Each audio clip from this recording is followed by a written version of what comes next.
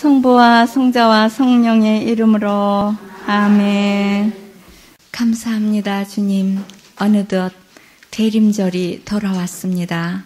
주님, 오늘 학계, 스가랴, 말라기서를 공부하며 당신의 성전에 대해서 얼마만한 관심을 가지며 또한 당신께 예물을 드릴 때 깨끗한 마음으로 깨끗한 정성으로 드렸는가 살펴봅니다. 주님, 우리 가정에 축복해 주시고 또한 당신께 대한 열성이 식지 않도록 은총 허락하소서. 이 모든 말씀 우리 주 예수 그리스도의 이름으로 비나이다. 아멘. 성부와 성자와 성신의 이름으로 아멘. 예, 오늘 학계, 스가랴, 말라기를 공부하겠습니다. 지난주에 우리가 에제키엘서 끝 마무리에 성전에 대해서 아주 정말 아름다운 그런 말씀을 우리가 읽었는데요. 오늘은 실천적으로 그 성전을 지어라. 그때는 에제키엘이 이렇게 환상적으로 보는 거예요. 아름다운 성전이 이렇게 지어질 것이다 그랬는데 이제 지을 때가 되는 거죠. 그래서 거기에서 이제 유배 생활을 몇 년을 했죠? 50년. 그러니까 586년에 갔다 538년에 돌아오니까 약 50년 만에 돌아오는 거지요. 그래서 그때 돌아오게 되었는데 그때 이제 돌아올 때 지도자가 2명이 따라오게 돼요. 왕족 지도자하고 사제 지도자 2명. 그러니까 한 사람은 종교 지도자로서 여호수아지요. 그리고 또 한 사람은 왕족의 후손인 스룹바벨이에요. 스룹바벨은 누구냐 하면 그 여호야긴 왕이 끌려갔었죠. 포로로. 그래서 에제키엘이 끌려갈 때 같이 갔던 그 여호야긴 왕의 아들. 그래서 그 여호야긴 왕의 아들 그 스룹바벨을 이제 그러니까 아들의 아들이에요. 그러니까 손자가 되는 거죠. 손자를 세워가지고 왕족이니까 다윗 후손이니까 이제 같이 이렇게 지도자로서 와요. 그러는데 와서 보니까 그때 시대에 어떻게 됐어요? 그냥 이렇게 포로 생활에서 오랫동안 하다가 남의 나라에서 살다가 오니까 와서 뭐 아주 영화롭고 화려하고 그러질 못하고 아주 살기가 아주 힘들었지요. 그러는데 이제 성전을 지어야 돼요. 그래서 그래도 이 사람들이 아주 마음을 굳게 먹고 와가지고 제일 먼저 뭐를 합니까? 성전 제단을 먼저 쌓아요. 제단을 만들어 놓고 우리가 하느님께 이제 이렇게 제사를 지내야 되겠다. 제단을 기초를 하면서 다 울었어요. 우리가 제단이 없어서 그냥 말씀만 읽고 이렇게 왔는데 하느님께 뭔가를 이렇게 드리고 싶은 마음 이런 거를 못 채웠었죠. 그래서 사람은 그렇잖아요. 말로만 하는 것보다 이렇게 표현을 해야지 더 그 정성이 이제 되지요. 그래서 제단을 쌓고 울었는데 성전을 지으려고 그러니까 그냥 계속 방해 공작을 하죠. 그래가지고 18년 동안을 짓지를 못해요. 18년 동안을, 그러니까 538년에 가서 18년을 하니까, 중단하니까 520년에 다시 시작을 하게 돼요. 그래서 그거를 누가 얘기를 하느냐면 바로 학계. 학계 예언자는 무슨 뜻이냐면 나의 축일, 즐거움 이런 뜻을 가졌어요. 학계. 그래서 그 학계 예언자하고 스가랴 예언자는 뭘 들고 나타나느냐면 한쪽에는 나팔을 들고 한쪽에는 이렇게 흑손 있죠. 이렇게 미장이들 하는 거 그런 거를 들고 나타나요. 그래서 되게 이제 11월 22일에 이제 성령 세실이라는 노래를 음악의 주보잖아요. 그러니까 오르간을 친다든가 이렇게 하프를 들고 연주하는 그런 아름다운 모습이 나오거든요. 그것처럼 자기 그 소명에 대한 거를 이렇게 물건을 가지고 나올 때 표현이 잘 되거든요. 그래서 학계 스가랴는 2명이 이제 나팔을 불어요. 그래서 하느님의 성전을 지어라 그런 예언을 하게 돼요. 그러는데 BC 538년에 페르시아의 고레스 왕이 해방령을 내리지요. 그러니까 그 전에는 그러니까 BC 586년에 망해가지고 끌려가고 그런데 50년 동안을 거기에서 이렇게 살고 그렇게 와요. 그것도 참 의의가 있는 것 같아요. 50년 만에 뭐가 온다 그랬죠? 성년, 희년. 예, 그래서 너희들이 안식년을 7번을 지내고 그 다음 해 해방이 된다. 이런 거를 참 표현하는 것 같아요. 에집트에 가서는 400년 만에 돌아오죠. 그래서 거기는 사자네요. 40년을 또 광야 생활하고 400년을 그 노예살이를 하고 그렇게 돼야만 깨닫게 되나 봐요. 우리 새감성도도 4년 동안을 공부를 해요. 그러니까 사람들이 그래요. 4년씩이나 뭐를 하느냐요. 무슨 공부를 이렇게 4년을 하느냐요. 그래 보통 이제 성서 공부한다 그러면 그냥 뭐가 그렇게 바쁜지 1년 만에 해야 된다고 6개월 만에 해야 된다고 아니면 3개월 만에 해야 된다고 아예 한 열흘만 하지 뭘 열흘이 뭐야 하루만 하자고 하루도 다 못한다 1시간만 하자고 할 수는 있어요. 성서 말씀은 하느님 말씀이다 그럼 되지요 뭐 그 한마디로 돼요. 그래서 내년이 그리스도의 해인데 정말 그리스도를 닮으려면 크리스찬, 작은 그리스도 그런 뜻이잖아요. 그러려면 그리스도를 닮으려면 그분의 말씀을 듣고 그분의 길을 잘 따라가야지 다른 길로 헤매거나 방황하면 안 되죠. 그래서 바로 지난 주일이 무슨 주일이에요? 대림 일주일이죠. 그런 대림 일주일이면 새해잖아요. 우리 교회력을. 그래서 성서 말씀을 메시지를 받으셨습니까? 예, 떠들어 보셔야지. 읽어라. 펴서 읽어라. 그랬죠? 그래서 저도 읽었어요. 대림 일주일날 이제 성부화를 다 하고 주여 말씀하소서 1997년에 제가 해야 될 일을 얘기해 주십시오. 그랬더니 아직도 제가 할 일을 다 못했는가 봐요. 이러라고 나와요.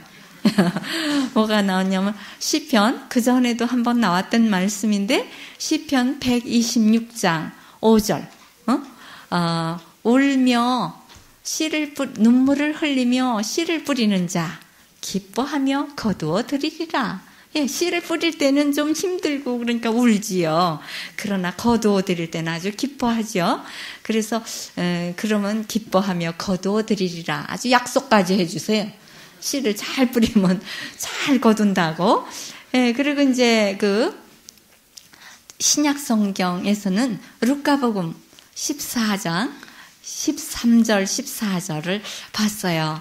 예, 너희가 잔치를 베풀을 때에는 그냥 부자들을 이렇게 초대하지 말고 소경, 절름발이, 가난한 사람, 불쌍한 사람들을 초대해라.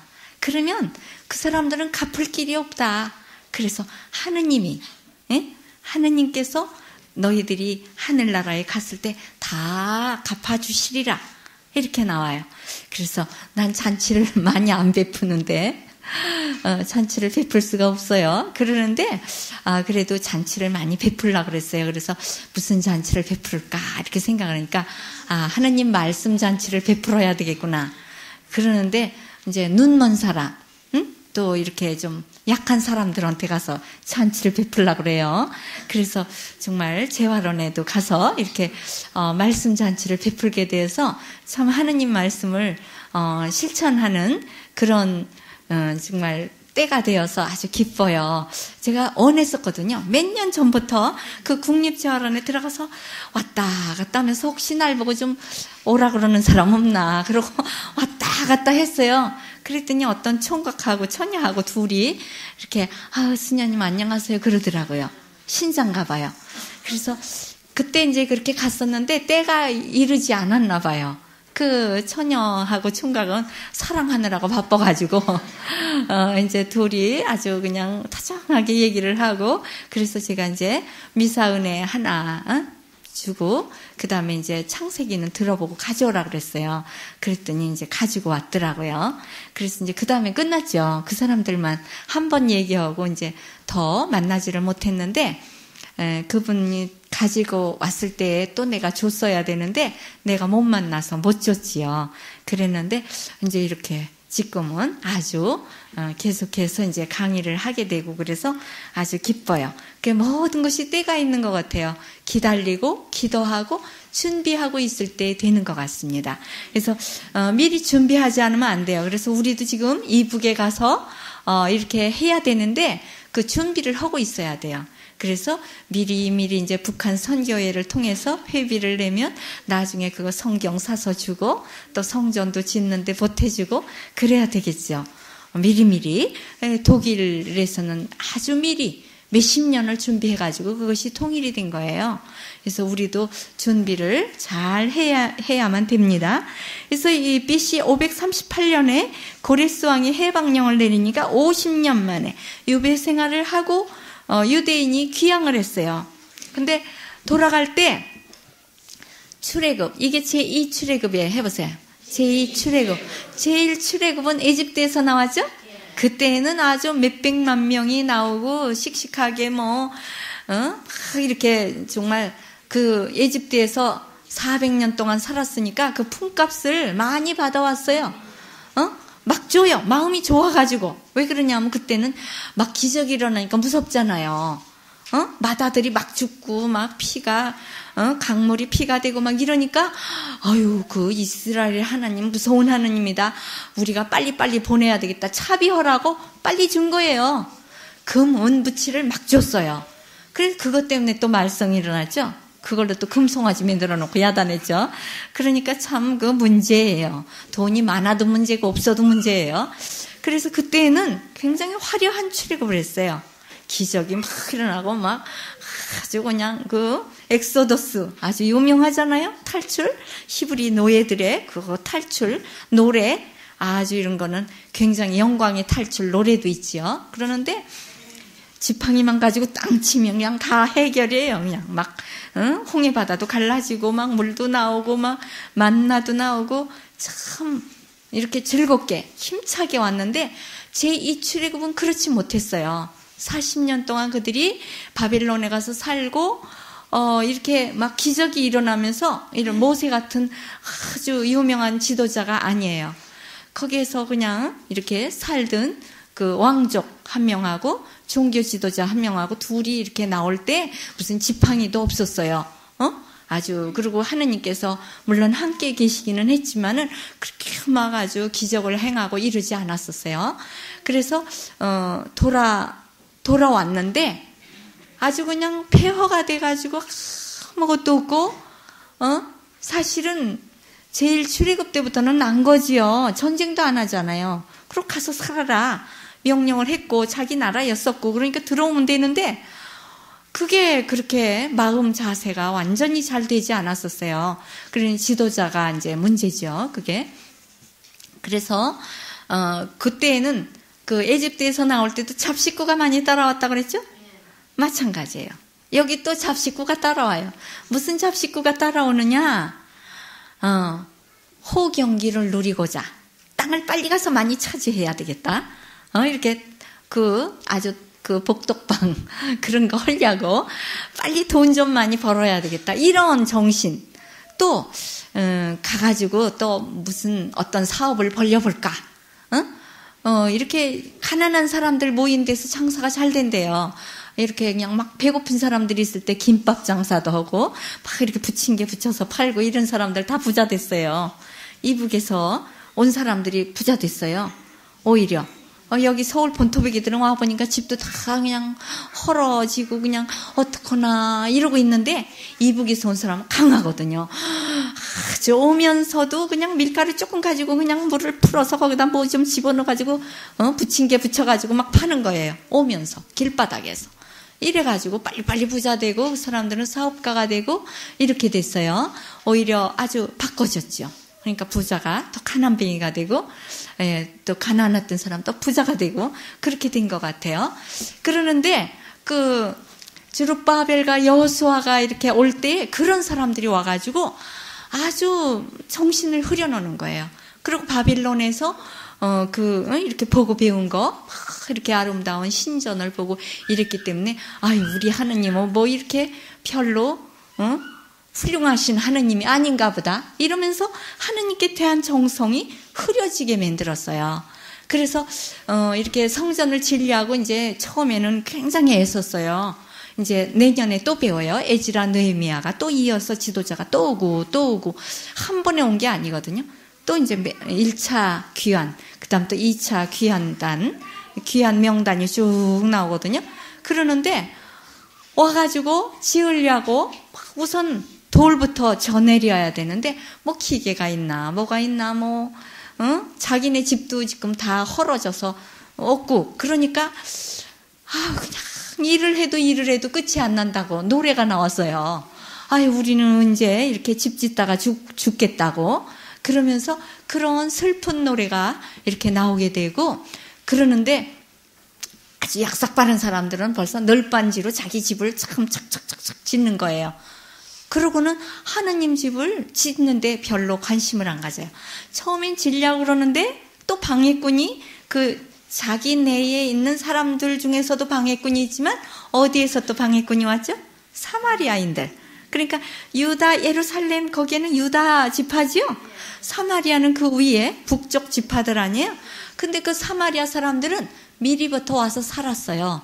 북이스라엘은 옛날에 망했다가 다시 외국 사람들이 와서 살았잖아요. 그러니까 그 사람들이 우리도 좀 같이 짓자 그래요. 그러니까 안 된다고. 너희 참 이상하죠? 좀 같이 짓겠다 그러면 우리도 돈 좀 내겠다 그러면 그냥 받아들이면 되는데 안 된다 그랬어요. 왜 그럴까요?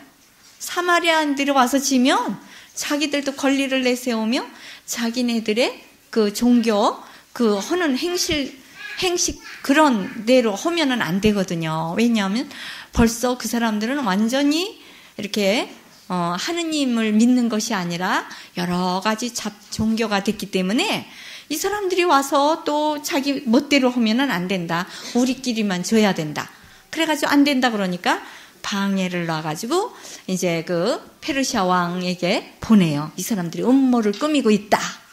그런데 이제 그때 스룹바벨과 그 여호수아 두 명의 지도자가 있었잖아요. 그러는데 지도자가 한 명이어야 좋거든요. 두 명이 되면 좀 이렇게 해라. 이 사람 또 이렇게 해라. 그럼 좀 어렵죠. 누구를 지도자를 세우려고 그랬어요? 스룹바벨을. 이 학계는 스룹바벨을 지도자로 세우려고 그랬어요. 왜냐하면 하느님께서 다윗의 지파 중에 새싹의 날이라. 스룹바벨이 새싹이란 뜻이거든요. 그러니까 이 새싹이 이 유다 지파 정통 지파니까 이 사람을 왕으로 세워야 된다. 그러는데 두 사람이 지도자가 서로 또 실권 다툼을 했어요. 그 안에서도 또. 그래가지고 여호수아가 이겼다고요. 그러니까 예수 시대까지 대사제들이 실권을 잡아요. 예수님을 누가 죽였죠? 가야파. 대제사장이 죽였죠. 재판해가지고. 그래서 그때까지 쭉 그렇게 내려오는 게 그것이 물론 내란도 있지만은 그쪽에서 막은 거죠. 페르시아에서. 왜냐하면 너희들을 귀환하라고 보낸 것은 독립하라고 보낸 것은 아니다. 종교적으로 지도자가 잘 이끌어서 마음을 온순하게 해가지고 이렇게 전쟁하고 반항하지 말고 너희 나라에서 잘 포도 농사 갖고 와서 세금이나 많이 바쳐라. 그거예요. 왜냐하면 자기 나라에다 붙잡아 놔두면 세금을 못 받아 먹잖아요. 그러니까 이제 자기 나라로 돌아가서 일을 열심히 해가지고 이렇게 세금을 많이 바치도록 하기 위한 그런 술책이지 이렇게 딱 나라를 독립시킨 게 아니에요. 그래서 우리나라의 옛날에 일본 사람들이 우리를 완전히 식민지 취급을 해서 그냥 농사지면 다 뺏어가고 뭐든지 그냥 여자들도 데려가고 남자들도 데려가고 이렇게 정말 모든 것을 다 뺐기 때문에 살 수가 없어서 어떻게 했어요? 만주벌판으로 헤맸지요. 먹을 것이 없어가지고 만주로 돈 벌러 간다 그러면 안 와요. 왜? 죽으니까. 거기도 전쟁터잖아요. 막 일본 사람들이 거기에서 그냥 사변을 일으키고 얼마나 전쟁통인데 무슨 돈을 벌겠어요. 그러나 여기 있으면 아무것도 먹을 것이 없으니까 몸을 움직여서 가본 거죠. 그러나 다 이렇게 죽었어요. 그래서 거기에 이제 남아있는 그 동족들, 지금도 동족들 얘기 많이 나오죠, 요즘에. 예, 동족들을 또 등쳐먹은 사람들 또 나오고, 참 그 시대나 지금 시대나 똑같아요. 그때 시대에도 이렇게 서로 실권 다툼을 하고, 그 없는 살림에 서로 협조해도 못 살겠는데 이렇게 서로 싸움을 했으니 될 게 뭐겠어요. 예? 복을 못 받죠.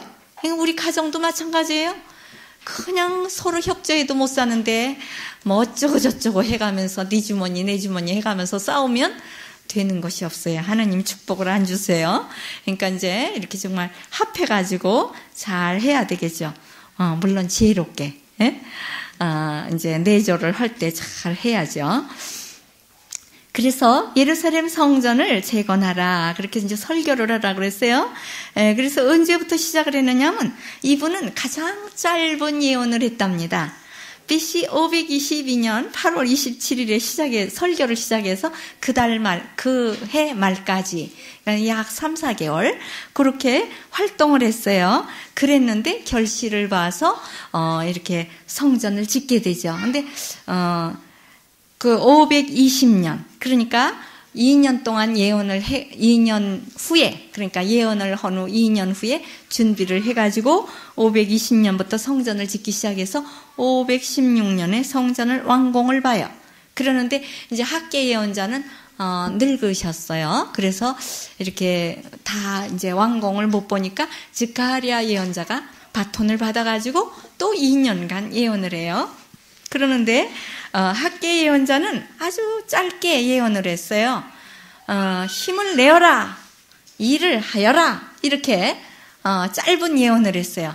너희들이 하느님이 힘을 주고 옆에서 있어주겠다. 이거는 임마누엘이죠.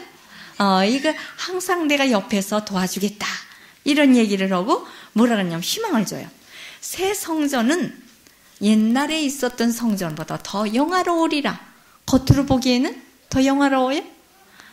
솔로몬 성전이 더 아름다웠죠. 웅장하고 컸죠. 왕이 지으니까. 그러나 이 사람들은 뭐 그냥 조금씩 헌금 내가지고 짓는 거 별로 그렇게 크게 아름답게 짓지는 못했어요. 그러나 영적으로 더 축복을 주는 거예요. 어떻게? 솔로몬 성전엔 이스라엘 사람만 들어가서 제사를 지냈죠. 그러나 앞으로 올 성전은 어떻게 돼요? 문민족이 보화를 가지고 예배를 드리러 오리라 이랬어요. 그러는데 꼭 그 성전에서 된다는 건 아니죠. 어때요? 새 성전, 이제 말라키아서에서 그게 더 완성이 돼요. 그러는데 이스라엘 성전으로, 예루살렘 성전으로 우리가 지금도 보화를 가지고 갑니까? 그렇지 않죠. 어때요? 곳에 이제 해 뜨는 곳에서 해 지는 데까지 어디든지 다 하느님께 이제 예배를 드리는 장소가 되는 거죠. 그러니까 새 성전은 한 군데 있는 게 아니에요. 영적 성전은 전 세계 각국에 있고 내 마음 성전이 있기 때문에 그렇죠. 그래서 문민족이 보화를 가지고 오리라. 그러면서 뭐라고 그랬어요? 제 집만 짓느라고 애쓰면 복이 없다. 그랬어요. 그러니까 요즘에도 이렇게 정말 하느님 일해라 그러면 아유 우리는 집도 없는데 집이나 산 다음에 일을 해야 된다고. 예, 세상 끝날 때까지 만족이 없어요. 집 하나 사면 더 좋은 집 사야 되고 또 더 좋은 집 사면 또 차를 사야 되고 차가 한 대면 또 두 대여야 되고 아버지 차, 엄마 차, 나중엔 또 아들 차, 딸 차. 차가 너무 많아서 나중에 놀 자리가 없어서 어디다 놀는지 몰라요. 자기 머리 위에다가 이구자야 돼. 주차 잘못한다고 그래가지고 싸우고 죽이고 그러잖아요. 그래 참 큰일이에요. 그게 문제가 됩니다. 그래서 성전이 무너지거나 말거나 우리 성전이 집이 새거나 말거나 별로 관심 없고 자기 집만 그죠 화려하게 하고 차를 사고 뭐를 하고 성전에 이렇게 하는 거는 별로 관심이 없다. 그럴 땐 복이 없다 그랬어요. 그게 그 시대에만 국한된 게 아니라 지금까지 하느님 말씀이 영원한 거죠. 그러니까 시공을 초월해서 영원하신 말씀이기 때문에 바로 학계 예언자를 통해서 얘기한 거예요.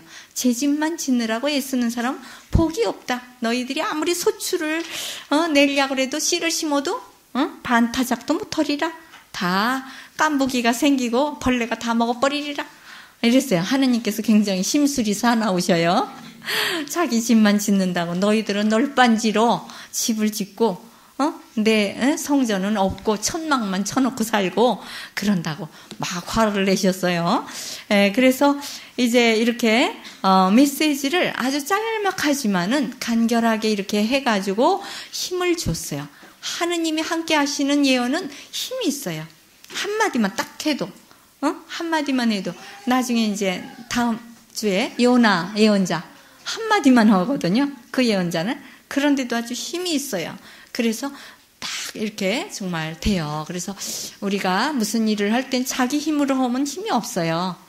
몇 시간을 해도 안 돼요. 그러나 1시간만 해도 다음 주 이제 월요일 날 제가 이제 1시간을 이제 방송을 할 텐데 그때 하느님께서 함께 해서 정말 아주 짧으지만 1시간 동안 그러니까 55분간 해요. 그래서 55분간 그게 이제 라디오 방송으로도 나가요. 평화 방송. 테레비 말고 라디오 방송 그때 이제 알려드릴게요. 근데 못 알려드리겠네. 그때 방학 중이라 1월 중순쯤 된다 그랬어요. 이제 그 시간표가 아직 안 나와서 1월 거기 때문에 안 짜니까 아직 덜 짜져서 12월 거만 짜졌기 때문에 그러나 녹화는 미리 하는 거죠. 그렇게 한 달 전에 미리 이제 이렇게 해놓는 거라. 그래서 1월 중순쯤 나가는데 그게 이제 텔레비로 나간 것이 그 다음에 라디오 그 평화 방송 있죠? 거기에 저는 그 시간에 꼭 듣게 되거든요. 신앙 강좌 요즘에 주일마다 주일날 오후 2시 5분에 2시에 이제 그 뉴스 하죠? 뉴스 한 다음에 2시 5분부터 3시까지. 그런데 요새는 1시간 반 하시던데요. 지난주에 주교님 하셨어요. 저기 춘천교구 주교님, 장익 주교님께서 그 희년에 대해서 얘기하셨거든요. 요번 주일날 또 들으세요. 요번 주일날 2시 5분부터 3시까지 3시 반까지 할 거예요. 아마 1시간 반. 왜 그러냐면 희년에 대해서 하기 때문에. 희년 메시지이기 때문에. 그래서 이제 이병호 전주교구 주교님께서 지난번에 제가 가서 세미나 그때 들었거든요. 1시간 반을 하실 거예요. 요번에 희년에 대해서 또 하세요. 희년의 신앙적인 의미에 대해서 합니다. 그래서 1월 중순쯤에서 이제 이렇게 나오니까 2시에 이제 주일날마다 들으세요. 그리고 이렇게 녹음도 해놓으시면 좋지요. 그렇게 이제 그 테이프로 그렇게 하면은 또 이제 못 들으신 분, 그 시간에 못 들으신 분 서로 이렇게 빌려서 들으실 수 있고 좋지요.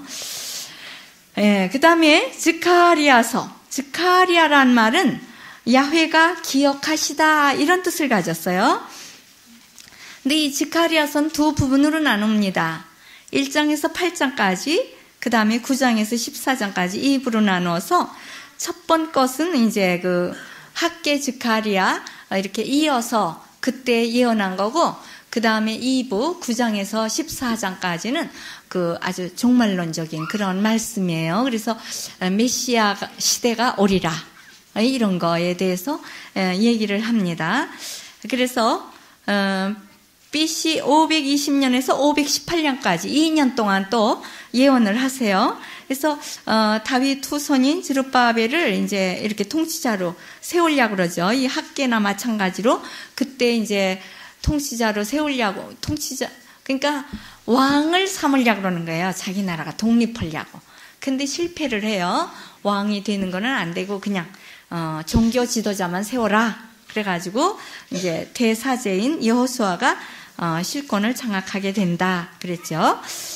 그리고 이제 2부에 가서는 묵시문학적인 종말론적인 주님의 날에 대한 예언을 하는데 무엇을 하느냐 하면 학계처럼 성전을 재건하라. 이제 1부의 말씀이고 2부의 말씀은 메시아 오실 준비를 하라. 돌아오라. 악한 길에서 악한 행실을 벗어버리고 예수 그리스도의 뒤를 따르는 참 길을 걷도록 돌아오라. 이렇게 얘기를 합니다. 그래서 이 스룹바벨이라는 사람은 여호야긴의 아들, 왕의 아들인 스알디엘이 있어요. 그 마태복음에 나오죠.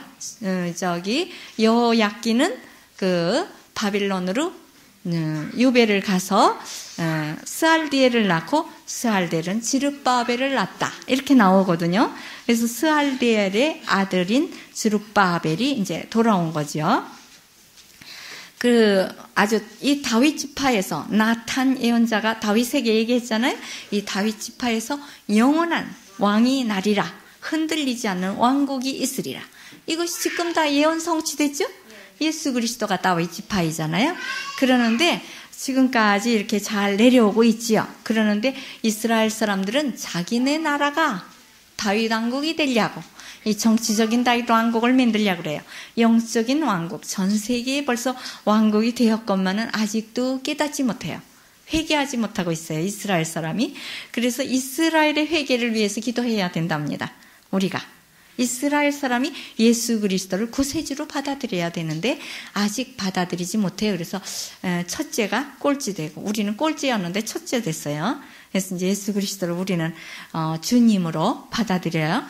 요즘에 아주 미사 때 그냥 아주 이상해요. 그죠? 막 그냥 하느님, 주님, 그리스도님, 뭐 계속해서 님자를 붙이다가 나중에 건불님 하겠어요. 아버님, 머리님에 건불님이 붙으셨습니다가 될 것 같아요. 그냥 너무 님자를 붙이니까 어떻게 이상하고, 옛날에는 좀, 하느님한테 좀 쌍소리를 많이 했어요.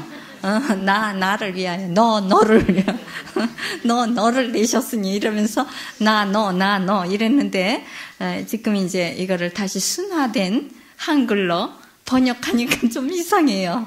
그래서 이제 이게 익숙하지 않기 때문에 익숙이 될 때까지는 하느님 감사합니다. 그리고 또 그리스도님 축복합니다. 뭐 이런 말씀으로 지금 하고 있지요.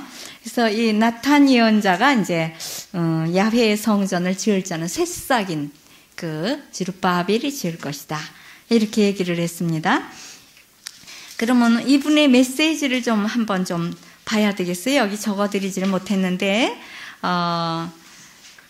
이제, 지르바벨, 지카리아가, 8환상을 보지요.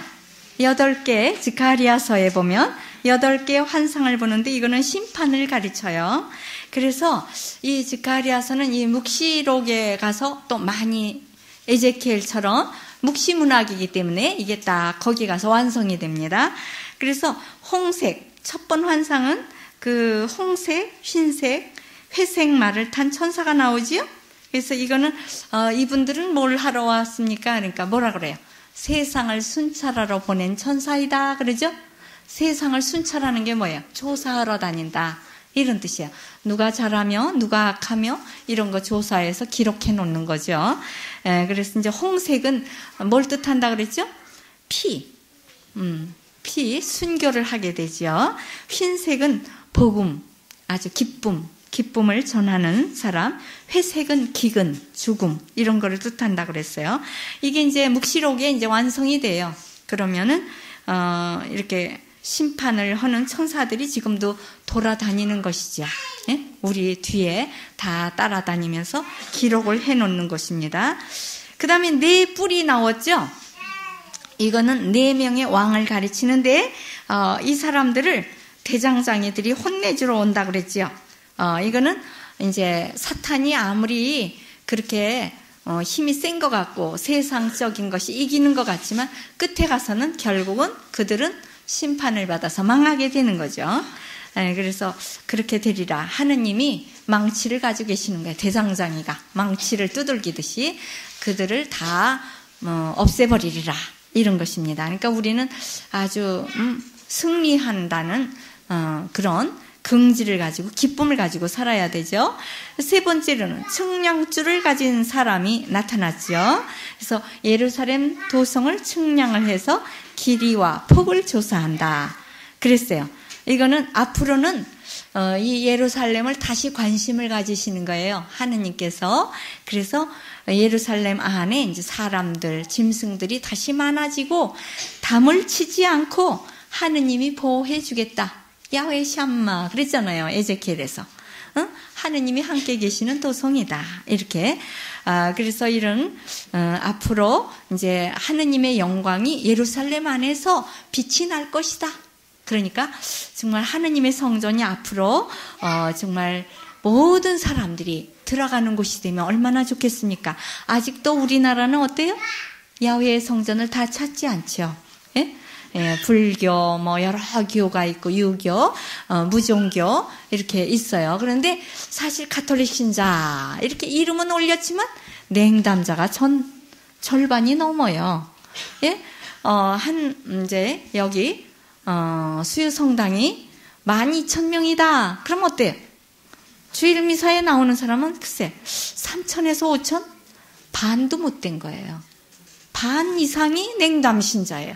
근데 또 주일 미사 나가는 사람도 역시 한 번은 나가고 한 번은 빠지고 이렇게 해가리로 번갈아 가면서 가는 이런 것이 있고, 또 그 주일날 아주 정확하게 잘 지키는 사람도 역시 정말 주님께 뭔가 찬미를 드리러 가는 게 아니라 나 복 받으려고 그냥 이렇게 그냥 기복적인 신앙으로 마지못해 가는 사람이 있고, 정말 하느님 정말 크리스찬이, 진짜 크리스찬이 되는 사람은 얼마나 있을까? 이게 문제예요. 그래서 정말 천사들이 다 조사하고 다니는 거예요. 어떻게 하는가? 정말 지금 거의 모든 것이 끝나가고 있는데도 우리는 아직도 정신을 못 차리고 있는 거죠. 그 다음에 네 번째 환상은 사탄이 고발을 하고 있어요. 무슨 고발을 하느냐? 대사제 여호수아가 야훼 앞에 서 있는데 무슨 옷을 입었어요? 때 묻은 옷을 입었어요. 그 더러운 옷을 입고 서 있어요. 그러니까 하느님께서 그에게 뭘 주라 그래요? 좋은 옷을 주어라. 그리고 깨끗한 관을, 면류관을 씌워줘라. 그래요. 그러니까 여호수아가 이겼잖아요. 그래서 그가 이제 하느님께서 그를 이제 지도자로 내세우고 모든 것을 용서해 주리라. 그에게 이제 권리를 줘서 포도나무, 무화과 나무 아래서 평화롭게 살리라. 이건 평화가 돌아온다는 말이에요. 이스라엘은 아직도 무화과, 포도나무 밑에서 평화를 누리지 못하고 있어요. 전전긍긍. 언제 적이 나타날지 몰라요. 게릴라들이 나타나서 폭탄을 터뜨릴지 사람을 죽일지 모르는 거예요. 그런데 사실은 우리도 그렇죠? 언제 어느 때 폭탄이 적이 와서 터뜨리는 게 아니라 어때요? 우리는 전깃줄 속에 살잖아요. 그렇죠? 전깃줄이 그냥 참 우리나라 전깃줄이 유명하대요. 세계적으로. 어떻게 저렇게 전깃줄이 그냥 거미줄처럼 왔다 갔다 하는데도 그래도 안 죽고 사는가? 그런데요. 그 고압선들이 그냥 막 지나가거든요. 근데 그 옆에 집이 지어져 있고 그 집 안에는 가스가 그냥 막 가스줄이 여기저기 연결돼 있고 그것이 그냥 제대로 돼 있지 않는, 그리고 도로 공사를 또 부시고 하기 때문에 이 줄이 언제 그냥 이게 터질지, 물이 계속 흐르고 있고 전깃줄도 계속 이렇게 있고, 그러니까 이게 언제 합선이 될지 폭탄을 우리는 같이 사는 거예요. 옛날에 지금은 그래도 다 가스로 돼 있지만 옛날에는 또 연탄 썼죠? 연탄 아궁이 옆엔 또 가스가 있어요. 그렇게 또 애기들도 있어요. 언제 어떻게 만질런지도 몰라요. 그런데도 그래도 그렇게 많이 사고는 안 나요. 응? 이제 어쩌다가 한 군데씩 이렇게 사고가 나죠. 참 하느님이 보호해 주시는 거예요. 참 이렇게 천사가 보호해 주는 것이고, 정말 가난한 지역에 가면은 아주 너무 위험하게 돼 있죠. 이게 튼튼하지 않고 집도 다 허술한 데다가 전기줄, 가스줄 같이 다 붙어 있어가지고 아주 위험하기 짝이 없습니다. 그래서 우리는 늘 깨끗한 옷을, 여호수아 대사제인데도 더러운 옷을 입고 있었잖아요. 아유, 어쩜 그렇게 더러운 옷을 입고 있을까? 우리도 대사자예요. 우리도 사제직을 받았으니까 우리도 늘 깨끗한 옷을 입고 하느님 앞에 서 있어야 되는 거예요.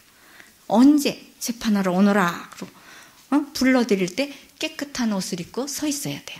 그러면 월계관을 씌워주시겠죠. 아름다운 이제 10개의 월계관을 씌워줍니다. 영광의 월계관, 승리의 월계관, 이런 월계관들을. 그리고 5번째로는 금으로 만든 등잔대가 보였죠. 예, 금으로 만든 등잔대. 그 옆에는 2 올리브 나무가 있었어요. 이 사람들은 다 뭐냐? 그러니까 기름 부은 2명의 그 성별된 사람들이에요. 누굴까요? 스룹바벨과 여호수아를 가르쳐요. 그때 당시의 지도자. 그럼 지금 지도자, 지금 현대의 지도자는 누구예요? 교황님과 카리스마적인 지도자. 교황님은 직능적인 지도자예요. 직책상 지도자예요. 카리스마는 은총을 받은, 하느님의 은사를 받은 지도자는 누구라 그랬죠? 예, 마더 데레사 수녀님. 예, 지금 위험하시다 그러죠? 예, 심장이 약해지셔가지고, 물론 노환이시니까. 그런데도 막 나는 너무 잘해주면 안 된다. 가난한 사람들은 이렇게 보호를 못 받는데 나를 너무 잘해주지 말라고 그러신대요. 그래도 그분이 오래 살으셔야 좋죠. 왜냐하면 이 세계가 갈 길을 잃고 방황할 때 그분이 탁 이렇게 예수 그리스도 모습으로 나타난 거잖아요. 가난한 사람 속에서. 가난한 사람들도 죽을 때 좀 이렇게 보호를 받으며 죽어야 된다. 그러니까 죽음의 집이 있잖아요. 죽음의 집을 만들어서 거리에 두러놓여 있는 사람 다 데려다가 그래도 베드에, 침대에 누워서 사람답게 죽어가도록 이렇게 해주는 거예요. 그래서 그 죽음의 집에 들어온 그 거리에 쓰러져서 다 죽어가는 그 사람이 들어오면 이렇게 정말 따뜻한 보호를 받으며 미소 띄운 수녀님들의 기도를 받으며 이렇게 미움을 떠먹어가며 이제 죽어가는 거죠. 그래도 자기는 행복하다. 나는 인간이구나. 이러면서 죽어야지. 길거리에서 아무도 쳐다보지도 않는 가운데 혼자 그냥 이렇게 죽지 않아요. 그래서 그런 일을 하셨기 때문에 이분은 가는 곳마다 막는 곳이 없대요. 자유자재래요. 그냥 진리가 자유롭게 하리라. 그랬죠? 이분은 소련에서도 어서 오라고 그랬잖아요. 비행기 값도 무료로 해드릴 테니까 우리 좀 오십시오. 가난한 사람들에게 뭔가 좀 희망을 넣어주십시오. 그랬다고요. 그래서 이분은 어디든지 우리나라에도 오셨었어요. 예, 그래서 2번이나 오셨었죠. 그리고 정말 전 세계에 안 가는 곳이 없이 예수 그리스도 상이죠. 참 기뻐요, 그죠? 그래도 여자가 이렇게 그런 상이 돼서 정말 많은 남자들을 제치고 여성이 정말 성모 마리아가 여성 아니에요. 그래서 우리가 작은 마리아가 되도록 이렇게 해야 되겠죠. 그 다음에 6번째는 두루마리. 책 한 권이 날고 있었죠. 그래서 그 안에는 심판의 책이에요. 도둑질 하는 사람은 사라지리라 그랬죠. 그리고 이제 그러니까 우리의 심판할 책이 있다는 거, 그거 알아야 되고, 7째는 말이 타는 말이 아니라 커다란 돛박, 말. 한 말, 2말 하죠. 그 말 속 안에 여인이 또 들어있어요, 또. 그 안에는 여인이. 이거는 뭘 말하냐면, 우상숭배를 하는 그 여신 공경 많이 하잖아요. 바빌론 땅으로 가서, 이제 공경을 하러 그 말이 가지요. 예? 그래서 아직도 우상숭배가 이렇게 판치는 사회다. 이거를 말하죠. 그리고, 병거 4대가 있어요. 거기에 또 나와요. 그러니까 첫 번에도 뭐 무슨 말 탄 사람 나왔는데 여기에 또 나오죠. 붉은 병거, 검은 말, 흰 말, 점박이 말. 여기는 말 하나가 또 나왔네. 점박이 말까지 동서남북으로 또 순찰하러 떠나요. 그러니까 이제 심판이 가까웠다. 이런 거를 뜻하는 거죠. 그래서 너희들이 이제 8가지 환상을 다 했어요. 이렇게 스가랴가 와가지고 이렇게 심판 때가 가까웠고 또 그러니까 너희들이 정말 똑바르게 살아라 이런 거를 얘기해 줬습니다. 그럼 말라키아서 해야죠. 말라키는 나의 사자 이런 뜻이에요. BC 460년경 이분은 학개 스가랴가 예언을 한 후 50년 후 학개 스가랴가 예언을 하고 그때서부터 50년 후 이제 460년 그때에 예언을 하게 되는데 50년이나 됐는데 좋은 왕국이 안 와요. 그리고 그때까지도 그 페르시아의 지배하에서 이렇게 그냥 짓눌리고 살고 그러니까 아유 야해인 믿어봐야 소용이 없겠다. 하느님께 바치는 거 그게 헛돈 쓰는 것 같다.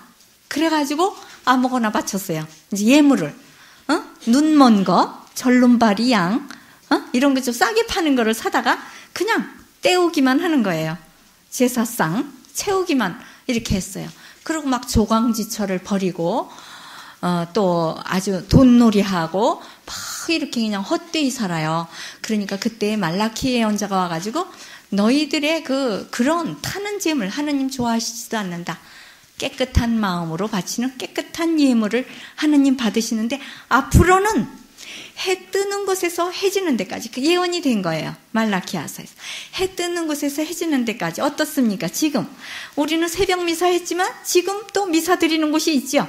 지구가 이렇게 둥그러니까 이제 새벽 되는 곳에 계속 미사 올리고 저녁 미사 또 드리고 해 뜨는 곳에 해 지는 곳까지 계속해서 하나님께 찬미가 올려져요. 지금은 깨끗한 곡식 예물을 바쳐줘요. 뭐예요? 포도주와 밀떡 안에 예수 그리스도를 바치는 거죠. 그래서 깨끗한 곡식 예물을 바치게 되리라 이렇게 얘기했어요. 그래서 참 예배 정신은 깨끗한 예물을 바쳐라 그거예요. 더러운 거를 바치지 말고 바쳐야 너희들에게 하늘 창고문이 개신교에서는 굉장히 강조하죠. 그렇기 때문에 200명, 100명이 있어도 교회가 운영이 돼요. 그냥 한 1만 명, 5천 명 이상 돼야, 그러니까 이제 10분의 1 때문에. 그래서 우리는 그러면 어떻게 돼요? 30분의 1에 10,000원을 드린다. 그거죠. 이제 좀 많이 있죠. 예, 그 다음. 다음 주에는 아주 신약에 가까운 그런 예언서지요. 학계 1장 14절은 성전 재건 시작을 하는 것이고 에베소서 2장 22절에는 신령한 집을 지어라 그거죠. 스가랴 9장 9절은 겸손한 왕, 마태복음 21장 5절 겸손한 예수님. 여기 적어드리지 못했는데 말라키아서도 쓰세요. 말라키아 3장 10절은 10분의 1 예물을 바쳐라 그랬죠. 히브리서 7장 4절에 10분의 1 예물을 바쳐라. 이게 구약 성경에서부터 나오는 예물이지요. 제일 먼저 10분의 1 드린 사람은 누구예요? 아브라함이지요. 예? 멜키세덱 그 제사장에 10분의 1을 드렸고 또 야곱도 말라키 3장 10절하고 히브리 7장 4절이에요. 그럼 읽어보겠습니다. 학계 1장 14절 야훼 성전 야훼께서 스알디엘의 아들 스룹바벨 유다 총독과 여호사닥의 아들 여호수아 대사제와 그 밖에 살아남은 모든 백성의 마음을 움직이셨다. 그래서 그들은 저희의 하느님 만군의 야훼의 성전에 들어가 일을 시작하였다 그랬어요. 에베소서 2장 22절 신령한 하느님 집. 여러분도 이 모퉁이 돌을 중심으로 함께 세워져서 신령한 하느님의 집이 되는 것입니다. 스가랴 9장 9절 겸손한 왕. 수도 시온아 한껏 기뻐하여라. 수도 예루살렘아 한성을 올려라.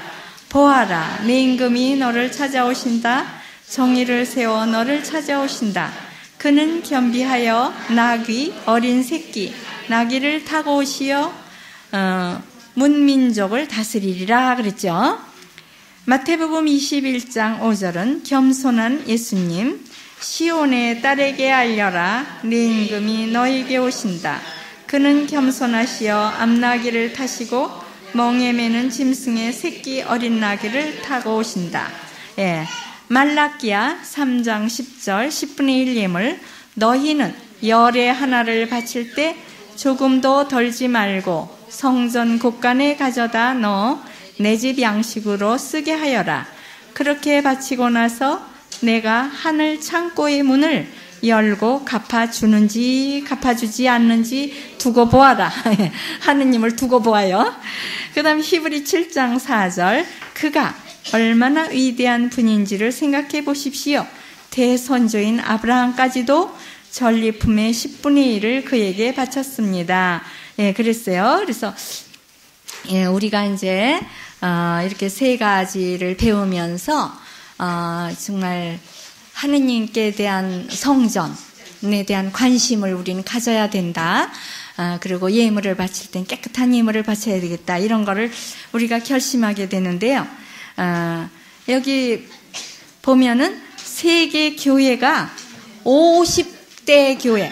그러니까 세계에 아주 숫자가 아주 좀 많은 그 교회를 50교회를 뽑아볼 때 그 중에서 한국 교회가 23개나 된대요. 50대 교회 중에 23개가 한국 교회래요. 그렇게 아주 숫자가 크다는 거예요. 그러는데 그 중에서 제 1위는요. 그러니까 이거는 가톨릭과 개신교도 합해서 하는 말이에요. 1위가 이게 여의도 순복음교회래요. 지난번에 30만이라 그러는데 그게 아니고 60만이래요. 배가가 된 거예요. 60만 신자가 있답니다.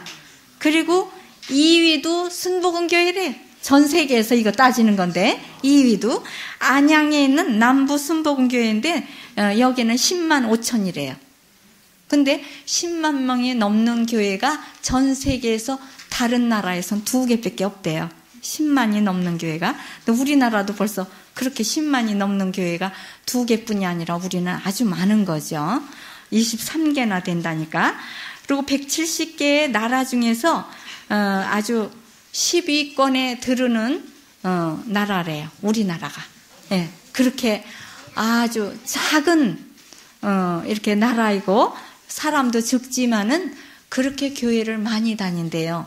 근데 중국에까지 가서 우리 동족들도 못 살게 굴러요. 그렇게 또 하느님을 많이 믿는다고 하면서. 그러니까 이게 뭐냐, 이게 표리부동이죠. 이렇게 하느님 믿는 거하고 내 실천 상황하고 틀린 거예요. 그렇기 때문에 그런 마음이 돼야 돼. 분위기가.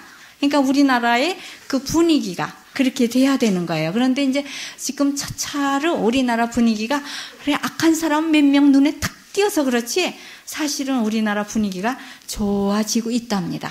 이렇게 정말 이렇게 뭔가 누구를 도와주려고 그러고 불교에서도 이북에 곡식 보내기 우리 이제 가톨릭에서 먼저 모범을 보였죠. 국수 보내기, 국수 공장 만들어주고. 그래 불교에도 굉장히 돈이 많잖아요. 신자가 우리나라의 그 절반 이상이 불교 신자죠. 그리고 또 부자가 많고 거기는 뭐 그냥 아무나 불교 신자예요. 왜? 한두 번만 가면 되니까. 1년에 한두 번만 가면 되니까 쉽잖아요. 실천하기가. 우리는 매주일 가야 되고 또 정확하게 이렇게 성서도 읽고 기도도 해야 되는데 거긴 그냥 가서 절 몇 번 하고 초 그냥 바치면 신자다. 그러니까 아주 많아요. 신자가. 그래서 우리가 이제 정말 전 세계가 우리 이렇게 다 복음화가 되어 있는 것이 우리의 꿈이에요. 다윗 왕국이 튼튼하게 쓰는 게 우리의 꿈이고 우리는 특히 우리나라가 이북까지 복음화가 되는 거 이거 남북 통일이 될 때까지 계속 기도해야 돼요. 매일 우리는 주모경 한 번씩 예수 그리스도의 발에 오른발에 기도하라고 그랬죠. 넓게 우리가 못 가는 먼 곳에 못 가는 곳에 이렇게 기도로서 우리가 하라고 그랬습니다. 그렇게 해야 되겠고 불교에서도 그래요. 불가에서도 뭐라 그러냐면 그 손이 몇십 개 이렇게 달린 저기가 있죠. 부처가. 이건 뭐예요? 일해야 된다. 한 사람이라도 더 중생을 건지기 전에는 자긴 절대 부처가 안 된다. 또다시 세상에 태어나서 또다시 하나라도 더 구원하기 위해서 노력을 한다. 그겁니다. 그래서 우리가 정말 이렇게 주일날마다 우리는 대림 일주일을 이제 맞이해서 이제 예수 그리스도 오시는 준비를 하면서 예수 그리스도 왕국을 세우기 시작하는 거예요. 이제부터. 그래서 그리스도 왕이 되면 왕국을 세워졌다. 이것을 벌써 2000년을 거듭했는데도 아직도 왕국이 안 됐어요. 그러는데 우리 각자가 사도가 돼야 돼요. 미사라는 말이 파견한다는 뜻이에요. 미사 에스트. 오늘 아침 미사 때 본당 신부님, 여기 수요 본당 신부님 얘기해 주시더라고요. 미사 에스트. 그러면 미사가 끝났습니다. 이거는 파견이란 말이에요. 미사가 간다, 파견한다 이런 뜻인데 가가지고 우리가 그리스도 왕국을 세워야 된다. 오늘이 12월 3일 바로 프란치스코 사베리오 전 세계 전교한 대주보 성인이죠. 그래서 우리도 하나하나가 다 사도가 되고 하나하나가 그리스도 왕국을 해야 돼요. 그래서 오늘의 예화는요. 봉사하는 신자예요. 어떤 가족이 교회에 나갔습니다. 그래서 우리 온 가족이 이제 이 교회의 식구가 되러 왔습니다. 그러니까 신부님, 수녀님이 뭐라 그러냐? 어서 오십시오. 잘 오셨습니다. 우리 교회에 이제 일할 일꾼이 오셨군요. 무슨 일을 하시면 좋겠습니까? 그랬어요. 그러니까 내가 처음 왔는데 무슨 일을 해요? 이렇게 봉사를 받아야지요.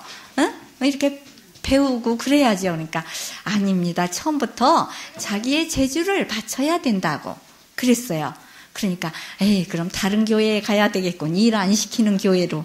그러니까 뭐라 그러냐면 이 일을 안 하는 곳은 하늘나라 뿐입니다. 하늘나라에는 이제 승리를 했으니까 거기서는 천상만이 휴양하는 교회지, 이 지상은 싸워야 되고 일해야 되는 밭이에요. 여기는 일꾼이 필요한 밭이다. 그래서 우리 교회에서 꼭 일하는 사목위원들만 일하고 누구누구만 일하는 게 아니라 우리 다 각자가 일꾼이고 우리 다 각자가 사제요, 예언자요. 우리가 나비라 그랬죠, 예언자.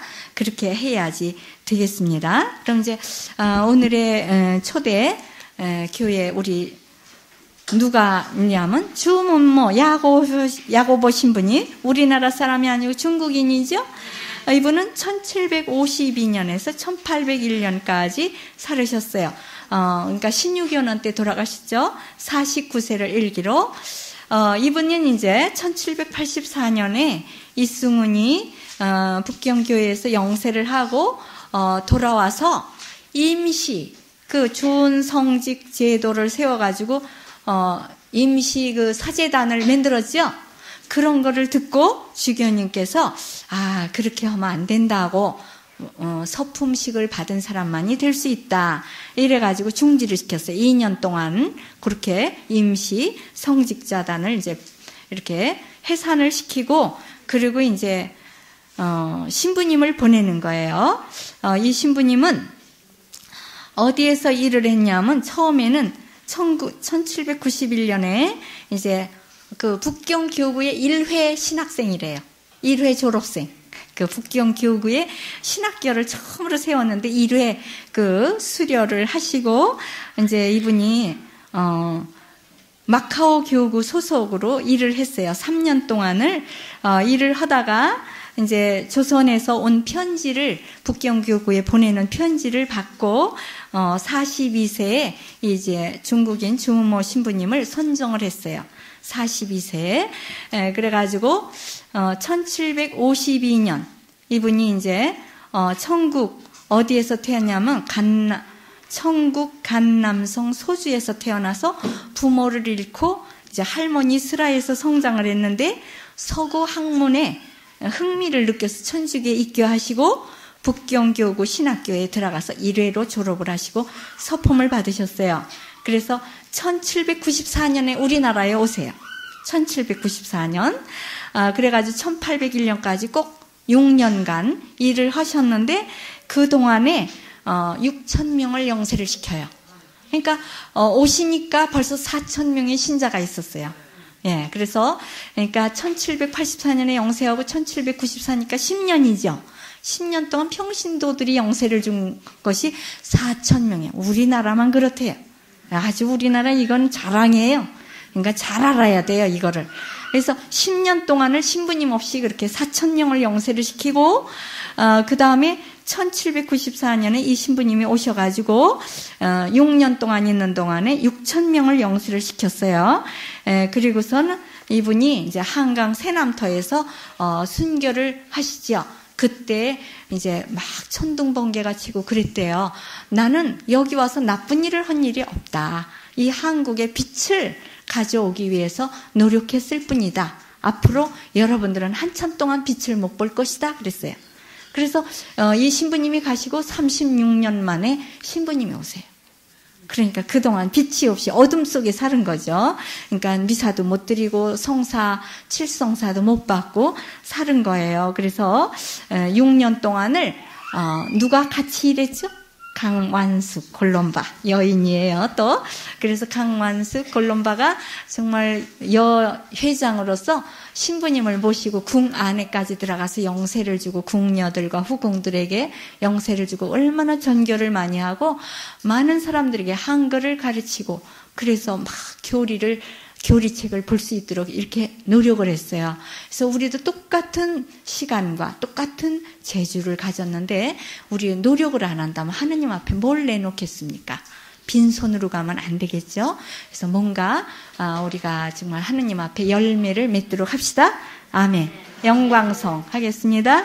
영광이 성부와 성자와 성령께 처음과 같이 이제와 항상 영원히 아멘.